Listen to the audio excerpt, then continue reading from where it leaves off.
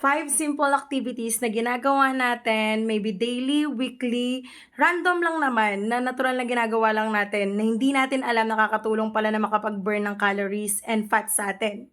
Disclaimer guys ha, ito po, yung iba dito is ginagawa ko, yung iba naman is based sa research ko, at saka yung sa mga napapanood ko na kung ano yung mga advice din nila kung ano yung magandang gawin. Tapos nag-come up lang ako na meron nga pala tayong mga activities na ginagawa no, na malaki naman pala talaga yung maitutulong para sa weight loss journey natin. Kaya maganda na maging aware din tayo para at least kung sakali man, huwag mo nang iwasan, di ba? Number 1, yung mga gawaing bahay. Opo, sa simpleng paglilinis lang, paglalaba, paghuhugas ng plato, pagmamap, pagwawalis, lahat pala yan. Siyempre lahat gumagalaw naman yung katawan natin dyan, di ba? Meron naman tayong activity yung physically. So yun pala, doon pa lang, makakatulong na yun para makapag-burn ng fat sa atin.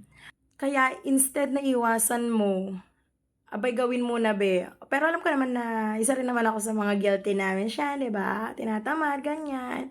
Pero ngayon, meron na tayong reason para gawin, 'di ba? O sige, kaya bukas maglilinis na ako. Number 2, paglalakad. Paglalakad, what I mean is, halimbawa, malapit lang naman yung pupuntahan mo. Isang kanto, dalawang kanto, tatlong kanto, lakarin mo na lang.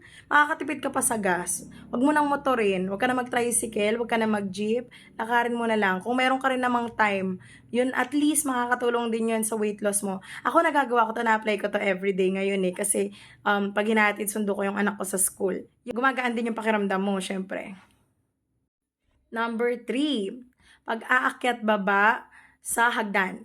Eto naman, pwede to kung halimbawa, nagwo-work ka, ganyan. Tapos, meron kayong escalator, elevator, ganyan. Maghagdan ka na lang, di.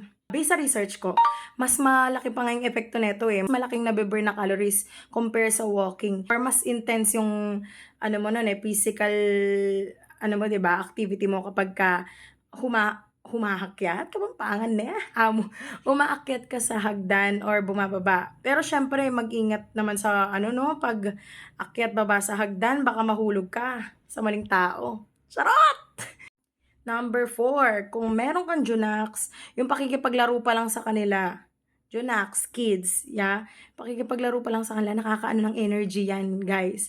Nung isang araw nga, ngayon kasi hindi na masyadong applicable yan kasi 'di ba madalas more on phone na, ganyan, yung mga bata. Pero nung isang araw, kami mag-asawa, tinry namin makipaglaro sa anak namin, yung langit lupa. Ay, langit lupa, impyerno, ganun, yung mga ganon. Or yung takbuhan, ganyan. Ayun, pareho kaming hiningal. Pero, dahil nga yung ini-aim natin dito, di ba? Lalo na yung mga cardio exercise, di ba? Kapag ka bumibilis yung tibok ng puso mo, yun daw. Ibig sabihin, nakaka-burn ka rin daw ng calories. Kaya maganda rin yun. Tapos may banding pa kayo ng pamilya mo, di ba?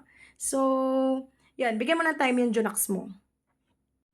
Number 5, SPG.